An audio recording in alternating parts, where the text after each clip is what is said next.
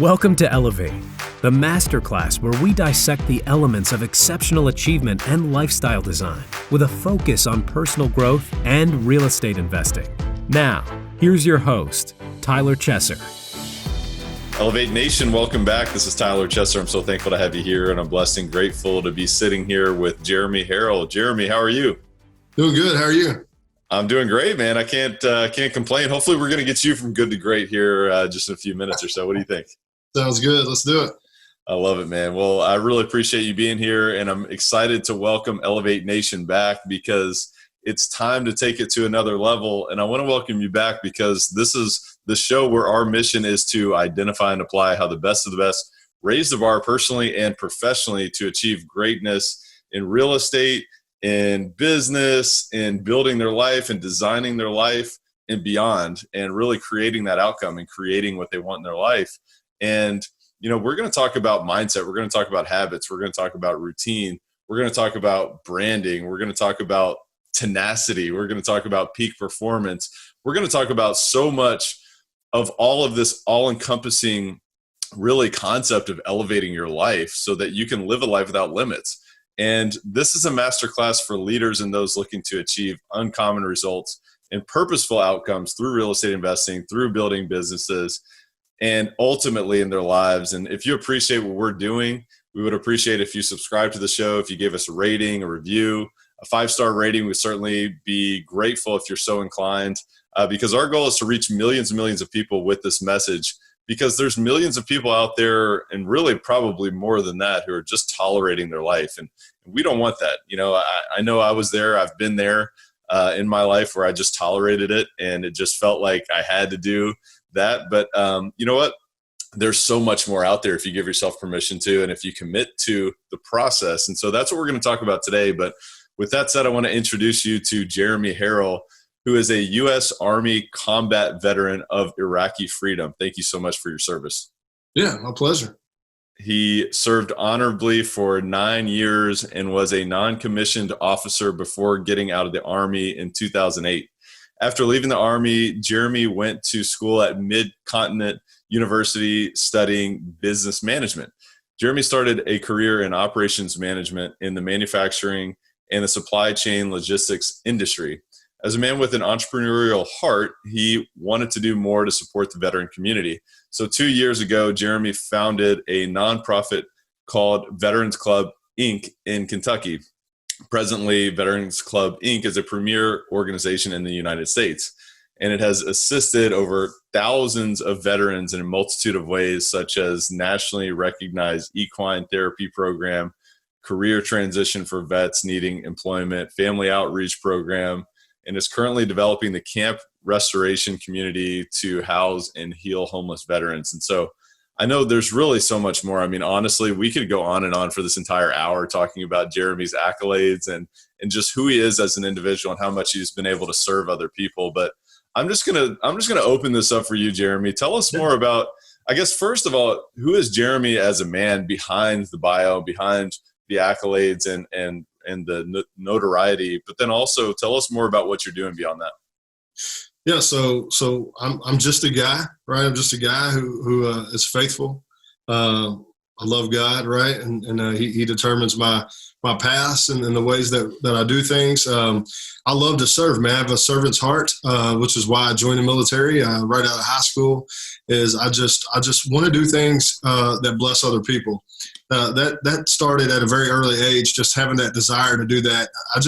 The best feeling in the world for me is to see someone else receive love, right? And to serve someone else. And so I'm always trying to capitalize on opportunities to do just that, whether it's within the organization or whether it's just me on a personal level, because I do some things outside the organization as well, such as prison ministry and teaching at recovery centers and things like that. So I'm just always wanting to use my experiences, to use the knowledge that I've gained over time to help these guys and women fight through whatever it is that may be holding them back from living the life that they desire. So that's I spend most of my waking moments trying to find those opportunities and utilizing those. Wow. I can actually feel that too about you, is that you just come from a good place. You know, I can literally just, I mean, we're sitting here on Zoom, you're across the, wherever, And I can just tell that you're just calm and you're really coming from a servant place. So where does that come from? I mean, tell me more about where did that originate? Yeah. So, I believe it originated when I was very young. I come from humble beginnings. And I recognized that whenever I grew up and I had control over my life, that I was going to ensure that if there was ever anyone in my position, that I was going to do everything I can to help them get out of that. I just felt that, I think that if when we endure a struggle, I think that we have two directions we can go, right? I think we can take that and use that as sometimes an excuse or to be a victim or to lay down, right? And I decided at a very early age, and I don't recognize how it even come to me in that way, but I was like, I'm not going to do that. I'm going to get through this. I'm going to use these experiences to learn what not to do. All right, when I get to the age to be able to give back, but I'm going to use it to bless someone who may be in these same circumstances. And so it just really resonated with me at a very young age to do that. And so as soon as I could, I got out of high school, went to the Army and did that and loved it. I loved every minute of it, even the hard stuff, but, and then getting out, I went to the 9 to 5 and I just never felt fulfilled there. It just was not me. And I tried to justify it in a bunch of ways, it's good money, it's stable, all the things, right? But it just never filled my heart. And so then I wanted to step outside of that and do something that could make a true difference, right? Something that I could focus on my talents on directly. And so that's kind of where we're at now in that way. So that's how it all started. So I want to know more about the decision that you made as a young man. When you were you said you grew up in humble beginnings, and you even mentioned the fact that people have an opportunity to either say I'm a victim or I can now choose to become the victor. And I know that wasn't the exact words that you used, but I mean, do you remember that? Was that a conscious decision? And if so, I mean, one of the things that I draw a distinction of is like, did you actually draw a line in the sand one day and just look back and say, look, that was the old me, and now I'm stepping into just controlling and confirming what it is that I want in my life and claiming that? Yeah. So I did that, in my early 20s, but I did it halfway. Right. So I just didn't have what it took yet to get over that hump. Right. So I had great intentions, but I wasn't prepared. So I had that in my heart to do, and I did okay, but it wasn't until my early 30s where I was like, okay, this is it. Like, this is enough of this, right? We're not going to focus on anything negative. Instead, what I'm going to do is I'm going to get educated on the mistakes that I made, and I'm going to seek wise counsel, which is a thing that I preach a lot about now to people and in meetings, and to lose the ego, right? That was really the thing that was holding me back. Is as much as I needed the help, I wasn't about to admit that. But then, over time, you become more mature and you recognize that once you keep falling on your face, right, you get humble really quick and you go, wait a minute, all right, I get it. So I can't do this alone. And really just, using the opportunities of people who want to help, because what I've realized is successful people, they love to talk about how they become successful. Right. And so I just want to encourage people, don't think you're bothering someone by asking them, how did you do this? In fact, that's their favorite story. Right. And so that's what I learned. And so I just started asking all the questions. I started really grinding and figuring out, like, I got a choice to make, and I want to be successful, and I want to be on the top of my game, and so that we can go out and do the most. Mm-hmm. And so that's kind of where I drew the line in the sand. I was like, okay, I'm going to quit thinking about what happened to me in the military, what happened to me as a child. I'm going to think about what I'm going to do about it now. This is what I'm going to do about it. I'm going to ensure that those who have these same experiences are going to have me or resources that I can provide that will help them out of that. So that's what kind of inspired me to start Veterans Club. Are you someone who's seriously looking to elevate your life, your business, your real estate portfolio, your cash flow, your deal opportunities, your access to opportunities, your network this year?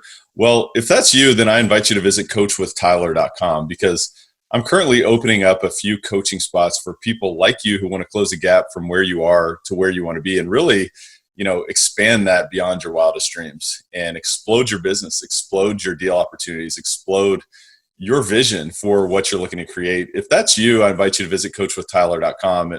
I really have to tell you that this is not for everyone. This is only for those who are decisive. They're committed. They're willing to do whatever it takes. They're willing to invest time, energy, and resources into themselves to get to where they want to be and to live a life without limits, to elevate to a life without limits, which is really what we're all about on this show. If that is you, again, I invite you to visit coachwithtyler.com. Again, that's coachwithtyler.com. Man, that's exciting. And I love just the phrase of seek wise counsel, because I know that I can relate, to a certain degree, as a younger man, I didn't seek wise counsel in some ways, and it came back to bite me, because I didn't have the humility to ask questions. I didn't want someone to know that I didn't have all the answers. And, the paradox, the thing that's so interesting is that the more that I learn, the more I realize that I don't know, and the more questions that I have. And, I just find it to be so fascinating. One thing you also mentioned there was just that you desired success. I'd be curious to know if you could describe, what does success mean to you? So success for me personally, it means really everything but my bank account in the way. And I know that seems a little backwards for a lot of people, but the numbers, and I just, this is just me talking, but I'd hope that people don't allow the numbers in your account to signify success. But success for me was how can I positively impact those around me? How can I make my city, my state, my country, my world better? What can I do that has that will leave a legacy, that will continue to serve others long after I'm gone? And money won't do that, right? Money can run dry. And I'm not saying that if you're trying to become wealthy and be successful, that's a bad thing. That's not what I'm saying. I'm just saying, like, the focus for me was I want people to know me for what I've done, not for how much money I had or any of that. So for me, success is taking care of the person to your right and left, and leaving a legacy for your children and your family, that your eulogy, may it be long and prosperous, right? And that's the goal for me. And I think everything else, when you focus on that, I think everything else just falls into place. At least that's been my experience so far. Yeah, no, that's awesome. And you're obviously giving back to so many people and living a life of service. Talk to me about, how are you raising the bar in what you're doing now with Veterans Club, and also with your own personal growth? Yeah, so it's interesting. I talked about this earlier yesterday, and what I think is allowing us to be so successful is the fact that we use common sense approaches to things. And I say that because I think as organizations grow, businesses grow, I think sometimes we look at things from a 30,000 feet view, which isn't a bad thing, but sometimes I think we limit ourselves to that. And I think the real work is in the trenches, so to speak. The real work is relational, is to being intentional about getting to know those who work with you, or getting to know those who serve with you, and or the people you serve. For example, we're designing camp restoration, and we've broke ground on that in March. I'm very excited about it. But more than that, I'm so proud to say that the whole step of the way, the veterans that we're going to serve, who are now in shelters or in recovery centers, were invited to every public event that we had for this camp, because we wanted them to know that we're working for you. Like, there's all these people who love you in the background, and we're doing this for you, and we want you to see, right? And so I remember in the Ice House, in this event center, this venue, of giving this presentation, and it was a sort of this huge lunch and learn, and we had a bunch of folks in there, and we had a bunch of veterans that were going to serve. And I remember turning to my left and facing them and just being like, we do this for you. Everybody on the right side of this room is here because they care about you. And I tell you, like, those veterans are still talking about this, and that's what leaves a lasting mark. And so what we do at Veterans Club, and what I do personally, is I take common sense approaches to things. And I recognize too that money is great, but money alone isn't going to solve the things out there that we're fighting against, whatever it looks like for you personally. And so what does, though, is love and the fact that you care about people. Caring about people is the ultimate equalizer, right? Because I can throw $1 million at something. For example, yesterday I delivered a $300 grill to the Salvation Army because I received a phone call. I usually do life skill classes for them. And so I received a phone call about doing that on Skype. I was like, sure. And then they mentioned that we were going to have a derby cookout, but our grill's kind of rusted through down here. And I'm thinking, I got an extra one. right away. Just went down and got the grill, took it and dropped it off, $300. But that was so effective. They felt like they were loved, that they were cared for. And now they have something to bring their awareness, or not awareness, but their morale up, right? And so I just really believe that that's the way. It's what's worked. It's what the federal government and some of these real big organizations are asking me about and getting me on calls and saying, Jeremy, how are you able to do this? And I'm like, guys, it's the easiest part of what you do, right? It's not so much the fundraising. Take a little break from fundraising and start focusing on personal relationships, and you'll see it'll pay dividends. Yeah, man, that's super powerful. And I know that obviously nationally people are taking note, because after this, you're going to be on CNN. It's like, come on, you got to tell them about Elevate, I guess, when you get on there. Absolutely. That's awesome. I mean, I think that is such a big and important distinction, is how do you show someone else that you care? How do you show someone else that you love them at the end of the day? Because whether you're a real estate investor, whether you're building a business, whether you're trying to make it to the next level in whatever you're doing, whether you're a consultant, anything, you've got to focus on relationships, because it is all about giving to other people. I just had a conversation with Bob Berg, who wrote The Go-Giver, and it's all about giving to other people and not expecting anything in return, but then also being open to receive. Right. So I'd love to go a little bit deeper there. I mean, how else do you show love to other people? How else do you make other people realize that they're cared about and that you appreciate them? It's listening, right? It's listening. It's follow up with folks, whether it's a customer in your business or someone you serve in a nonprofit like myself. You come to our program, that's not the end of the line for us, right? That's just the beginning. You come to our program, we don't say thanks for coming, we got this name, and that adds to the list, so when we go and get grants, it looks good. We don't do that. Do we go get money because we need it? Yeah, but more importantly, we follow up with these vets, and we follow up with who we serve, and not just them, but their children, their spouses, and we include everybody. We're very inclusive to the whole family, and that sort of respect and that sort of the caring nature of that, it really resonates and it builds trust, right? So when you show that you care about someone, it tears down any walls that they may have, right? And so it allows them to trust you. And so I think that's why we're so successful, is because they know that I'm doing this for the right reasons. They know that I'm doing this because I actually care. I've proven it. And so loving somebody is not just simply saying the words, right? It's all about action. Yes. It's kind of like awareness. We were talking about awareness. I hear that word all the time, and you probably do too. And, I think awareness is important in some cases, but also think that awareness, without a solution, is just advertising a problem. That's great that you're saying, okay, we have a problem with veteran suicide. Yeah, we do. But what are we going to do about it? We can't just say it and just leave it in limbo. And so we're about solutions as well. We focus a little bit on the problem. We hear it, we recognize it. Now, what are we going to do creatively, especially in these times, to go to work against it, to combat it? And so, and in doing so, you show that you care, right? So if I have a banner and I say, hey, 22 a day, that's terrible. That's one thing. But if I'm saying, hey, listen, I want to reach out to you, and I know these are crazy times, but I want you personally to come out to this equine program by yourself, because we have to do it this way now. But I want you to do that because I want you to have an hour to really relax and de-stress. That's the difference, man. Wow. That's the difference in waving the banner. And so that's what really sets us apart. Yeah. I mean, obviously anybody who studies marketing knows that awareness is the first step, right? You got to create some awareness to get people there. But I love the fact, especially for someone that's running a nonprofit organization, that, awareness it's great, but it's maybe, I don't even know, it's a very small percentage of the overall issue. It's like, let's actually solve something. Let's actually make something happen. And I love really kind of the process that you just laid out there in terms of helping other people understand that you care.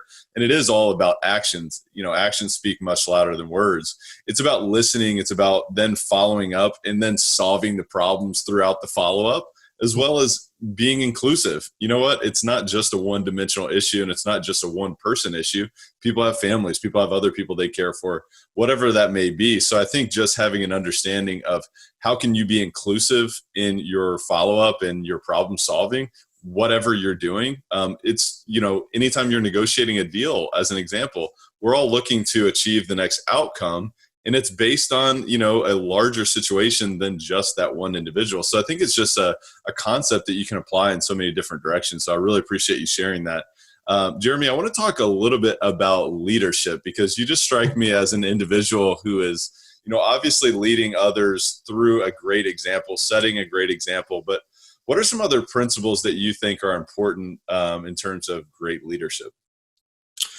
I think, and I love this. This is my favorite subject, actually. Leadership, servant leadership, I think is I may have a biased opinion, but I think that's the most effective way to lead, right? Is to, not ask anything of those you're leading that you wouldn't do yourself, just showing that mutual respect and realizing that they don't work for you. You also work for them, and it's a team thing. And again, it just goes back to being transparent, as a leader. I know that sometimes in leadership, we don't like to recognize things that we could have done better. We don't like to point those out to our team, but I think it's one of the most effective things we can do, because number one, it shows that we are human, right? And number two, it gives those who we lead hope that, hey, I can still do good things even though that I'm not perfect, right? And it breaks the barrier of that unrealistic expectation that Jeremy has it all together, because, that's the furthest thing from the truth. In fact, I need you to help me run this and just as much as you need me, right? And so it's just about having that connection and not just a authoritarian approach. I think it's about, leading through service, man, and just recognizing that we're all people and we have issues in our own ways and things come up, and just not being so goal driven that you forget that you're a human, right? Not being so goal driven that you forget about people and how they feel and the things that may be going on in their lives, like something like COVID-19, I can guarantee you as a former production engineer that, any business that's still running, the productivity is going to be lower because there's so many distractions. And so how does a leader handle that? Do you start cracking the whip, or do you understand that there is a pandemic and there's fear? And are you just glad that you have them coming in to help you, right? And then you can always recoup things later, right? You can always achieve goals later. You can take breaks, but it's just really about putting yourself in their shoes oftentimes and going, wait a minute, this is a legitimate concern. I can't be so focused on the outcome that I just eliminate the fact that they have this real feeling, because once you do that, you create robots, right? You create folks who do things because maybe they depend on a paycheck, or maybe they fear you. I would never want to lead like that. I want to lead people. I want them to do the things because they want to do it for me, because they know that I care about them, and they know that I have mutual respect. So that's kind of my leadership style, and it's worked really well for us. Yeah, and I mean, it seems like the type of leadership style that's going to give you lasting results, rather than, blips on the radar where you've led through fear that you've truly instilled within people, that then you're going to increase your productivity on a short term, but then, tomorrow it's back down where it was before, or it's even worse, and maybe even lost some of your people due to that. So I think there's a lot to be said about just really kind of the integrity of leading in that way. But I'd love to know, are there any leaders in particular that you've studied that you admire and that you try to emulate in some ways? Yeah, and he has a much different leadership style than me, but it's General George Patton. He was a little less eloquent with his wording, but one thing I can tell you about him is that he never asked anything of his subordinates that he wouldn't do himself. He's a general. Generals don't usually stand on the front line, right? He was on the front line, ready to fight, and he was ready to spill blood for those who served under him. And although he expected a lot, like he expected a lot, and he never was really graceful about it. I love his heart, and that's what I look through the tough talk, right, and realize this guy's heart, and then what he's trying to accomplish, and what he's trying to use the folks that report to him to accomplish. And so I just had a respect for that, and when we talked about leadership, the other aspect of that is how many leaders out there, how many times do you actually sit down with those you lead and ask, what can I do for you? like, this is what I ask of you, like, but what can I do for you? You know, I have an executive assistant who does so much for me because out of the goodness of her heart. She's not a paid employee. She says getting paid would be a bonus, but I want to do this because I believe in you and I believe in what you're doing.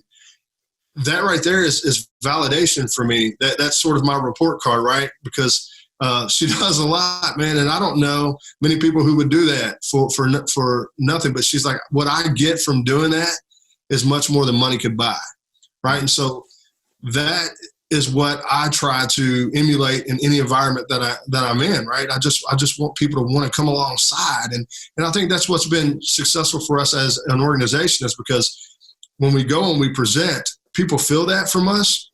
And they feel that from me as a presenter, and they just want to come alongside. I'll never forget the conversation I had with the mayor in his office about camp restoration. And he sort of kind of asked the why, you know, and I just I barely touched on, like, you know, there shouldn't be homeless anyway, but there definitely shouldn't be homeless veterans. And then, and I said, you know, frankly, I'm tired of sitting around big tables like this with people with great ideas, but nobody goes out and does the work. And we just go out and do the work. And that's what I'm here to do, is ask for your support as we go out and do the work. And that went so far with him. The response I got was, all right, what can we do to promote this as a city? Let's do it. But, you know, the truth is I went in there without all the expertise to do this, right? And we talked about that earlier in this interview. And I had 15 people with me. And the reason why I had 15 people with me is because I said, listen, I've never developed anything. But what I do know is this: we have to do something. I can't sit around anymore. We have to do something. So I've developed a team. Well, that's the solution-based process that I was telling you about. You know, I could have went in there and raised awareness and said, hey, there's too many homeless veterans. And then left. Right. But no, I said, listen, we have too many homeless veterans. So what I did is I went out and I recruited the folks that know everything about what I'm trying to do, and we're going to do it together. And that went a long way, you know, and I just encourage people to do that. Don't think because you don't know something that you're going to be discounted right away. In fact, I've got a lot further in my life by admitting that I need guidance than trying to do it myself. Because when you show that you need guidance, you're showing that you're coachable. You're also showing that you have humility, and people want to work with people who have humility, right? Nobody wants to work with a know-it-all person, right? And so I just want to, you know, to bring that up. I thought that was an important aspect to that. But yeah, so General George Patton is one of my, he comes to mind right away. There's some others I'd have to think on a little bit, but I just love his heart and his desire to serve. Man, that's awesome. And one thing I wanted to highlight there was just the fact that you still led with the conviction from your heart that you knew that you would come up with a good solution. You didn't necessarily know the answer at that point, but you didn't let that stop you. So did you talk a little bit more about that? I mean, maybe even from that specific example, were you able to coalesce the team together and bring out their ideas and their solutions and strategies just through your leadership and or, you know, just the collaboration of the team? Or just talk about that process a little bit. Yeah. So when this became an idea, it was August. We had this idea, and we actually got some land donated to us in October. And then we had a meeting with the mayor. And so we have, you know, team members from HUD and HPI and just Housing Partnership and just all these really solid players. And, you know, I wasn't super confident that we'd be able to attract those folks, you know, but the reason why they wanted to work with me and the reason why they wanted to work with us is because I literally said, guys, I have no idea what I'm doing, but my heart hurts for those who are out there going through this. And I know yours probably does too, because you're in this business of trying to help people. The details are different, but we're in the same business. So let's come together and do this. You know, oftentimes people say, you know, I would love to do more, but I don't know what to do, or, you know, how can I help? And so I'm really good at coming up with those ways of going like, you spent a long time wanting to help. Here's your opportunity. Are you going to capitalize on this, or are you going to let it pass by? And so essentially that was some of the conversations, you know, but more importantly, you know, they could have discounted me and said, this is just a guy with an idea.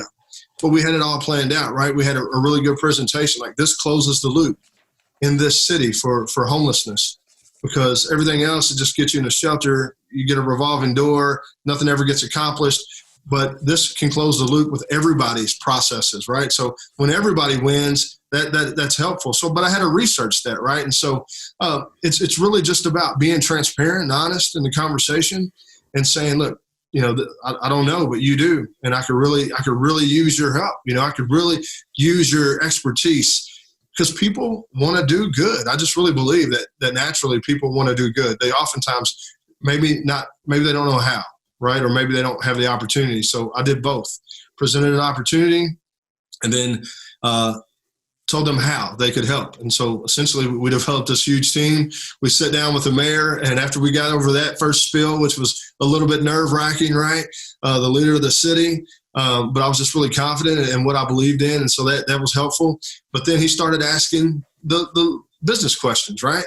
And I'd say, hey, we got this guy from HUD over here. Hey, we got such and such from HPI. And he's like, he was just like, this is pretty impressive, Jeremy, that you have this team. Right, these are the key players, and it was really good. But the thing about it is, I didn't go in there and demand anything. I asked, right, with humility. I said, look, I went to Luckett & Farley's, our architects, great company. I went in and said, listen, I just need your help. This is what we want to do. Whatever we don't have a lot of money, but whatever you can do, whatever advice, if you just give me a paragraph of advice, I'll take that. And they've been with us through this whole process, pro bono, right? Just design and engineering. And like I said, it was an idea in August. March, we broke ground on a $3.5 million project. And so very exciting. But it's really just what I said. We feel pressured around people with titles, right? I feel like we just have this pressure to perform. And we get caught up in that. But we got to remember that everybody kind of, and that's just an old cliche thing, but everybody kind of puts their pants on the same, right? And so, yep. And everybody, there's no matter what, alphabet you have behind your name or what your title is, there's tons of things you don't know, right? And if you're dealing with people who recognize that, then that's where the success comes, because they recognize that, Jeremy, I have the part of this process that they don't get. The social part of that, the struggles of the veterans, the way that we should, present this and design this and what it should look like for them. They don't have that. So I brought that to the table. And so whenever you go to the table, have confidence that what you're bringing to the table is valuable, because it is. Because 9 times out of 10, there's going to be someone at that table that don't know that. So if you're lacking confidence or you're feeling like you don't have, or you don't equal up, well, get that thought out of your head, right? Because you do, because there's something about you that no one else has, and that's uniquely great. And so just go in with that attitude. Yeah. And also have conviction for what it is that you're looking to accomplish, and having the right sort of outcome that's aligned with your own core values. It strikes me that you're an individual who's so convicted with what you're doing that that other people will support this. And I also love the thought of just, asking the question of how, and not saying, oh man, this is impossible, or I just don't know the next answer, and, woe is me. Because, whenever you're going to accomplish a big goal, I know this for sure, you are not going to have every answer. There's no doubt about it. And sometimes it's the why over the how, or it's the who over the how. Who else needs to be involved in this? Who else can connect me to someone else that will want to be involved in this, who can share this vision, but then also communicating the vision clearly and allowing people to create that vision with you. Maybe it needs to be edited in some way. So I just think there's so much value in what you're saying, and I admire what you've done so much. And I really, really just wanted to say that. But then, beyond that, as a leader, I think you can only lead people as far as how you've led yourself. So I'd be curious to know, talk to me about your commitment to investing in yourself and growing as an individual so that you can lead others in the capacity that you have. Yeah, that's a very, very important aspect to all this. And I'm glad you brought that up, because it starts with me, right? It starts with my behaviors, with the way that I live my life and my priorities. And so, there was a phrase in the military we used all the time, and it was very simple but powerful. It was always be training, right? And so that has stuck with me since being out of the military, is always be looking to educate yourself. Read books, right? Put down the remote, turn off Netflix. Netflix isn't bad in moderation. I'm just saying, but it just really, how bad do you want it? Do you want to binge watch Netflix, or do you want to grow? And so read a book. Read a book about something about someone who's accomplished something that you want to accomplish. And that's the key, right? Is first figure out, what is it that drives you? What is it that just makes your heart full? I think we first got to recognize that. And for me, it was faith and service. And so and it took me a long time to recognize that, right? Because maybe that wasn't what I wanted on a personal level. Maybe Jeremy didn't want that to be what it was. And so I fought against that. But then when I recognized what my true purpose was, and when we recognize as individuals what our purpose is, it's amazing how some of these roadblocks fall away, right? And then, so you read books about what you want to accomplish.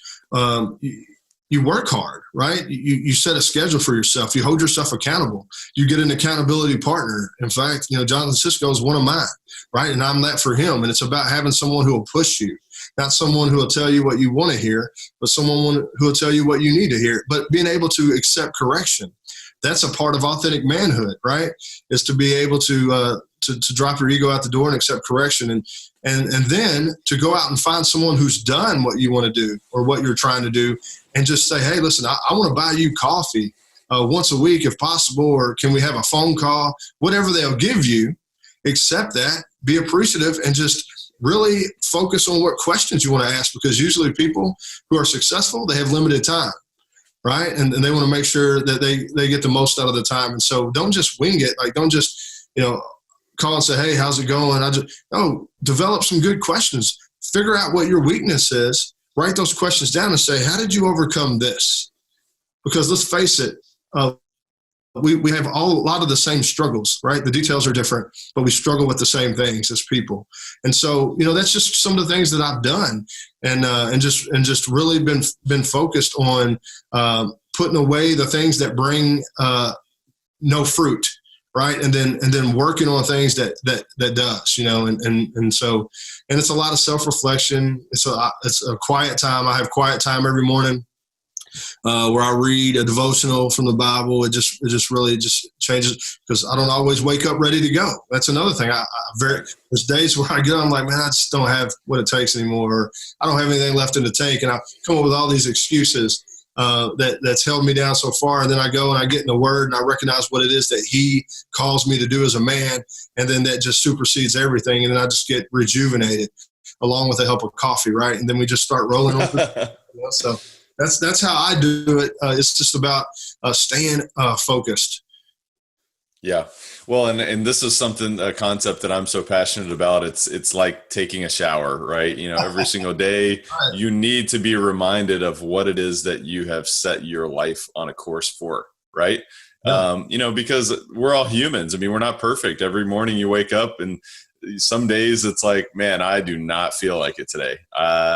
I'm not going to lie. I need a few more cups of coffee than I may normally have, and I need some more inspiration. So seeking inspiration daily is so important. So where does that come from? I mean, you can read books, you can surround yourself with others who can help hold you accountable, who can help pour into your mind. Then also you got podcasts like this. You've got, other material that you can pour into your mind, and you've got to plant the garden. You got to plant the seeds of your mind and your heart and your soul, because otherwise, weeds are going to take root. I know that for sure. I've seen that. And, if you're listening to the wrong things, or you're reading the wrong things, or you're paying attention to all the negativity that's out there, it will take root, and it will create, things in your life that you don't want. So I just wanted to make a mention of that. But it's really the deadly virus. That's really the virus, right? That's it. Thoughts. And sometimes you also have to look at your failures, right? We got to recognize that failure is not fatal as long as you take a lesson from it. But sometimes we put the good things that we do on our walls, right? We have a me wall. Yeah. Everybody has a me wall. But we also need to put our failures in front of us too, so that we're reminded that we still have more to do. We still have more growth that needs to occur, and we still need to stay on course and keep moving. And so don't let failures be something that you run from. Embrace them, but just don't live there. right? So that's another opportunity to get better. This episode of Elevate is brought to you by CF Capital, a real estate investment firm formed by myself and my partner, Brian Flaherty, where we invest in multifamily real estate communities across the Southeast United States. If you'd like to learn more about our approach, our mission, our acquisition criteria, and how you can learn more about future opportunities, visit cfcapllc.com. Again, that's cfcapllc.com. Yeah. Talk to me about a failure that you've experienced that maybe at the time felt, like it was devastating, but has set you up for a later opportunity. One of the biggest failures that has occurred to me is thinking that I had to do all this by myself, right? Not trusting others. And a lot of that may be pride, right? There could be, that's the dirty P word I talk about all the time. And it really can just steal our soul and just not, it's amazing what happens when you ask someone to do something and how innovative they can be when they do it, right? Instead of, asking them to do something and then saying, this is how I want you to do it. Well, then do it yourself, right? I've heard that. I only say that because I've heard that. But really for me, it was to recognize that, Jeremy, success doesn't mean you do it all by yourself. Success also includes developing a team who believes in what you're trying to accomplish, but who also believes in you and wants to make you successful because in turn they feel successful. And so it took me so long to learn that. But now, as developing a team and once you get to a certain place, you recognize that, hey, I have to do something different because we're only human and we can only do so much. And so now, having a team that helps, it allows me to even, for example, instead of working in my organization, now it allows me to work on it, right? To develop relationships and grow the organization versus being wrapped up in the administrative part of it when there's someone who wants to do that. I remember having people who wanted to help. Who, Jeremy, what can I do? What can I do? And I wouldn't even answer. I was like, no, if I want it done, I got to do it myself.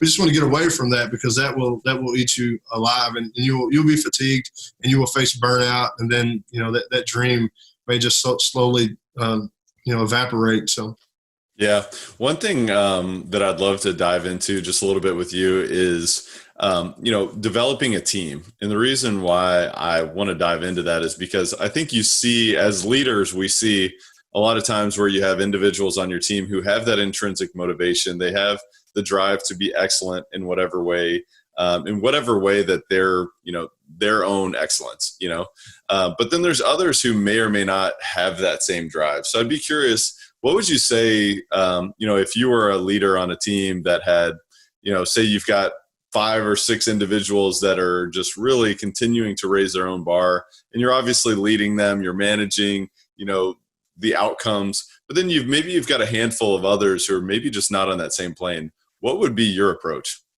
Yeah, so I've had that occur both in the military and out here in the civilian world. And what I will say is I believe that a team is only as strong as its weakest link, right? And if there's someone on the team that's failing, well, then that means I'm failing. And it doesn't matter what I've done up to that point. It doesn't matter what others think about me.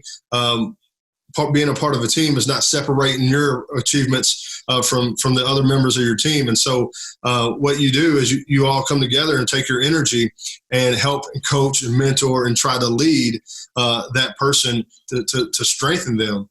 Or oftentimes you may have to move people into different roles. It would do no good for someone who was great in sales to have them in an administrative function if that's not their spiritual gift, right? Just for the sake of filling a role. And so, and you really got to dissect and get to know your team. And that's part of the leading through servitude. And that's part of having these conversations and these one-on-ones with your team members and going, what are the challenges of what we do? What is it about me that you need? Or what can I do to make your job more efficient and to take stuff off of your plate and that kind of thing.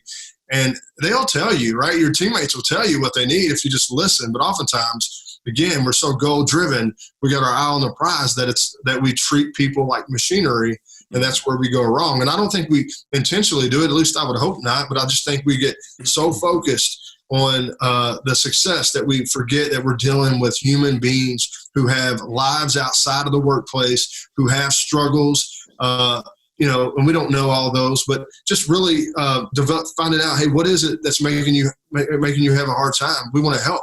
And then really getting everybody together and come up with a game plan and some action items and start helping in that regard. But it's just really just figuring out who you're working with and what their strong suit is, and then putting them in those roles. And that helps if you do that right off the bat. Yeah.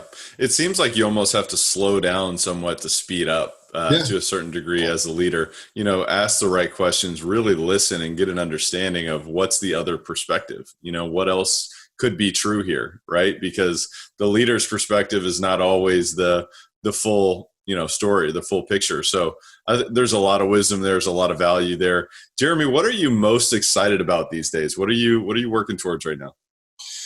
I'm most excited about, the way that we're taking care of our people here in Kentucky and beyond, the way that we're serving veterans, the way that we're developing our own MO in the veteran service world, right, is we've taken our own unique approach based off of experience and based off of relationships and not just data-driven results, right?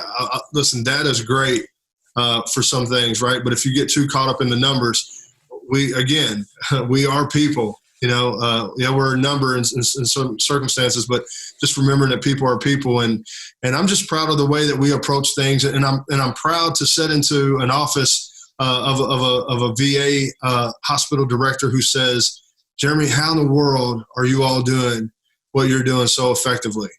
That's such good validation for the work we're doing. And my first response is always, we're in the trenches with people, and we're loving on them, and we're caring about all the little intricacies that maybe we ignore. If it doesn't fit into the profile that we have on a piece of paper, when we look at somebody and says, do they fit that? We try to categorize people, and I just don't think that's effective. And so we take people at face value for who they are. We meet people where they are. And then again, even as an organization, we're only as strong as our weakest link. And now we have 4,000 people that we can call and go, hey, we have a person who wants to get better but needs some direction. And then we come up with action items and plans to make that happen. And I think we're just really turning the tables on how we're going to start working with veterans in the future. And I love that these other organizations who have been successful for years and years and years are going, all right, we need to adopt some of these approaches that you're taking. And we're just really proud of that. Not because of the recognition. I don't do any of that for that, but just because we've found something that's going to be positive in the life of someone else. And nothing makes me happier than seeing someone happy, right? And to see the restoration of people. And we've seen people at their worst who are now highly functioning fathers, mothers, husbands and wives and employers and business owners even. We've been able to walk with them through that over a period of time. And there's nothing better than that. And that's what keeps us going every day, is just knowing that there are folks out there who are crying out for that we can provide it. If you're looking for a way to contribute, you need to engage with Jeremy and all that he's doing. We'll definitely share information of how to do that in the show notes, but I just wanted to make a mention of that. I mean, we all need to contribute. We all need to, give our talents, give our resources to other people and, help other people, because obviously, veterans have served us. It's time for us to serve them, now that they're back in different capacities. So I just honor so much of what you're doing.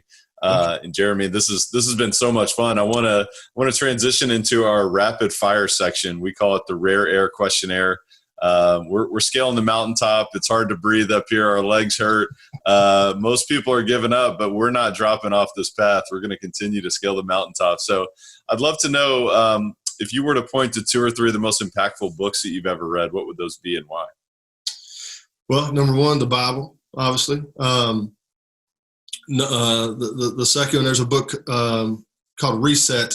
I can't remember the author's last name. His first name is David, but it's called Reset. And it just talks about how we have to sometimes reset ourselves and to take a step back, like you said, right? To slow down so we can speed up and just recognize and analyze ourselves and what we've done so far, so that we can have a game plan going forward. That's a really good book. And especially for busy people. Really take a look at that. It'll really let you know that just because you work long hours doesn't mean you're productive, right? And just many more bonuses of reading that. I love it. We'll put a link in the show notes there. Jeremy, talk to me. What's the biggest way that you elevate your life on a daily basis outside of what we've already talked about today? Capitalize on opportunities. Don't limit yourself. Like, don't put yourself in a box. Don't say, I only do this. Be willing to do it. Be willing to do anything that brings value to your life or others. Be a chameleon, right? Be versatile. Be somebody that people want you on your team, want you on their team, right? Be someone who's highly sought after, and not for your own good, but for others. And in order to do that, get up with a mindset that I want to learn something new today. And I want to focus on something that I've always been afraid to focus on, but I know that it will help me grow and that it will benefit others. And you'll be surprised at how that attracts the right people. When you start doing those things, people just flock to you and want to be around you and want some of that vibe. And so then it's just really beneficial. Yeah, I just love the shift of focusing on others rather than yourself and learning something so you can serve others better. That's such a shift that I think a lot of the listeners will find a ton of value from today, especially. And then also being versatile, versatile, however you want to pronounce the word. But I mean, you have so many different talents. You have so many different things that you can contribute. So what is it that you can contribute in different situations, whether it's your business, whether it's for your clients, your investors, your partners, the greater community. I mean, there's so many different ways that you can be versatile. And so I really appreciate that. Jeremy, obviously you do this in so many ways, but tell me, outside of what we've already talked about today, which has been very wide ranging, Right. What's the biggest way that you elevate others around you? I would say the biggest way that I elevate others is I help them achieve goals. I don't ask. So small talk for me is not about the weather. It doesn't matter the weather, right? There's still stuff that needs to be done, whether it's raining, snowing, or sunny outside. My small talk is, hey, how are you doing? What is your dream? What do you want to accomplish that you haven't been able to accomplish yet? What's holding you back? What do you need from other people to get it done? How can I help? Whether it's a conversation, whether it's an email, whether I share a book, right? Or whether I say, hey, go listen to the Elevate podcast, whatever it is, it brings value to that person, because time is of the essence, right? That's something that we can't make. We can make money, but we can't make time. And so I just want to see everybody make it. There's so much competition out there. There's so much competitiveness in just about any industry, even nonprofit world. It's really bizarre. And I was very naive to that at first, but I want everybody to be successful. And the best way to do that is if we all come together and collaborate and work together. So those are my opening questions. And for some people that's really appreciated. For some, it kind of catches them off guard because I'm not talking about what I would consider, effortless conversation. We're gonna get something done together. I want to know what you dream about. Maybe it's something that I've done, or maybe it's something I want to do. Maybe we can even end up coming together and doing it and blessing others that way. So that's just kind of one of the ways that I try to elevate others. I try to push, right? I try to push in a loving way. I love you, but I'm gonna poke you a little bit because I want you to be successful. I don't know about you, but I feel love from others when they push me and when they expect more out of me, when they expect me to become the greatest version of myself. I want to become who I was meant to become. And I really appreciate that question, especially of, hey, what's your dream? Everybody listening to the show right now should be asking themselves, what is my dream? Because it's never too late. Number one, it's never too late. Number two, it is your duty to make that dream a reality. And asking others the question, I mean, you said that so many times today, how can I help? I mean, we all need to be asking others, how can we help? How can I help? How can I help? And don't settle for it. Oh, there's nothing I can do. Well, come on, there's something. Let's get to it. Let's reverse engineer this dream. Let's get some clarity. What is it that you want? Why do you want it? And how can we get there? I'm going to do something to add value to your life. And man, Jeremy, you've added a lot of value today. Thank you, man. And if you don't have a dream, let's talk about that too, because we are designed to be producers, right? And if somebody's, sitting at home on the couch and feeling like there's nothing to be done. Well, there's got to be a reason why. Let's talk about that. What happened in your life that made you feel like you can add value? Let's get through that. So again, man, it's just really taking the time to engage with people in a way that they can get value. Like I said, I really appreciate time these days because the longer this goes on, the more that we do, the less time I get personally. And so I just really want to capitalize on that time. Yeah, no, there's so much value in that. Jeremy, is there any other thoughts or words of wisdom that you'd leave Elevate Nation with today? No, just to seek wise counsel in all that you do. Just find someone. I can't reiterate that enough. Find someone who's doing what it is that you want to do, and buy them coffee or buy them lunch. That will be the cheapest education that you will ever find. And just really develop a relationship with them and show them why they should take time out of their life to help you succeed. And once you start doing that, be open to what they say, because I will tell you that some of the things that I heard from those that I sought counsel in, they hit me in the mouth.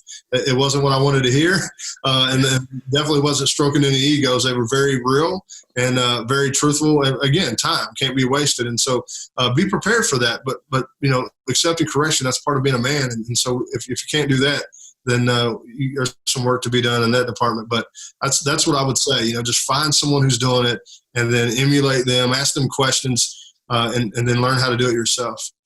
Yes, I love that. Seek wise counsel, invest in yourself so that you can also be wise counsel for others as well, if I may add anything to the conversation. Man, Jeremy, this has been a blast. I really appreciate you taking time. Tell the listeners how they can learn more about you and what you're doing. Yeah, so, we're on every social media platform that imaginable, other than TikTok, right? We're at Veterans Club. I haven't done TikTok either yet, by the way. Yeah, I don't know that I have what it takes. I might have to counsel in that department. But all social media platforms at Veterans Club. And also you can get on our website at veteransclubinc.org. And there's an opportunity for you to contact us. Don't hesitate to reach out. There's no stupid questions. Just reach out, talk to us, get to know us. You don't have to be a veteran. Listen, we serve everybody. We have, we do a bunch of different things. We're not only veteran-friendly people. We love everyone. And so if you just want to know how to get involved, or you just want to have a conversation about someone in your life who may be struggling that's a veteran, just do that, right? We're an open book that way. This is what we're designed to do. We don't hide from the work that we said we're going to do, and we're ready always to help. Yeah, and I know that the more you give, the more opportunities you'll have to receive. So open your heart and give to somebody else. If it's not through what Jeremy and his team are doing, find something that speaks to you. What fills up your heart? What fills up, your soul and allows you to live a life that, you really dream. And, Jeremy, this has been a ton of fun. I really appreciate it. Elevate Nation, I want to encourage you to re-listen to this show because there's a ton of nuggets in here. I mean, if you want to be a great leader, if you want to accomplish great things, if you want to leave a legacy, today's show is all about that. And so I would encourage you to re-listen to the show, share it with someone else, because the teacher is who learns the most. I mean, what are your top 3 takeaways? What can you do to implement this in your own life, in your own business immediately? And you've got to take action on those things immediately, because there's the law of diminishing intent. When you learn something, the longer it takes for you to implement it, the less and less likely it's going to happen. So you want to take action immediately, and you also want to share this with other people, because that's what it's all about, paying it forward. The only way that you're going to create a greater community is to give to other people, which has been really the theme of our conversation today. So at the end of the day, Jeremy, this has been absolutely amazing. Really appreciate it again. Oh, thank you so much, Tyler, for having me on. I love the questions. I love this podcast, and I encourage folks to subscribe. And like I said, if I can be of any help in the future, feel free to reach out. Absolutely. And we will absolutely put links in the show notes to everything, all of Jeremy's contact and, websites and all that kind of stuff, his social medias. So take a look there. And until next time, Elevate Nation, thanks for tuning in. Thank you for listening to Elevate. If you enjoyed this episode, be sure to rate, review, subscribe, and pay it forward by sharing with a friend. Most importantly, take this opportunity to elevate your results by taking immediate action on what you learned. For more, visit elevatepod.com.